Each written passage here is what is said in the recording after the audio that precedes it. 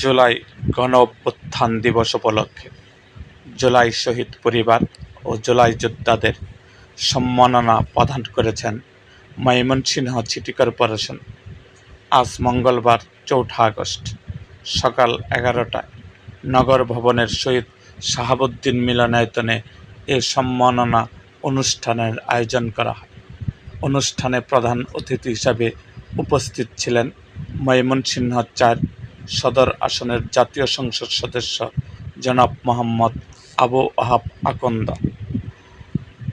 বিশেষ অতিথি হিসাবে উপস্থিত ছিলেন ময়মনসিংহ ৫ মুক্তাগাছা আসনের জাতীয় সংসদ সদস্য জনাব মোহাম্মদ জাকির হোসেন এবং ময়মনসিংহ বিভাগের বিভাগীয় কমিশনার জনাব এস.এম. হুমায়ুন কবির সরকার।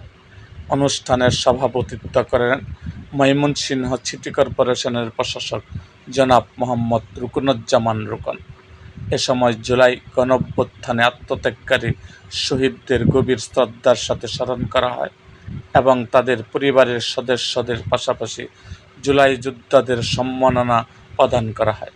বক্তারা জুলাই গণঅভ্যুত্থানের চেতনা ধারণ করে গণতন্ত্র, ন্যায় বিচার ও মানবিক মূল্যবোধ প্রতিষ্ঠায় সকলকে ঐক্যবদ্ধভাবে কাজ করার আহ্বান জানান। অনুষ্ঠানে বিভিন্ন সরকারি দপ্তরের ঊর্ধ্বতন কর্মকর্তা, জনপ্রতিনিধি, জুলাই শহীদ পরিবারের সদস্য, জুলাই যোদ্ধা এবং সুশীল সমাজের প্রতিনিধিরা উপস্থিত ছিলেন। এরকম আরও ভিডিও পেতে এবং রাজনৈতিক অঙ্গনের নানা ঘটনা ও ইতিহাস জানতে আমাদের মুক্তাগাছার ইতিহাস মিডিয়া ইউটিউব চ্যানেলটিকে সাবস্ক্রাইব করুন এবং পাশে থাকা বেল আইকনটি বাজিয়ে দিন।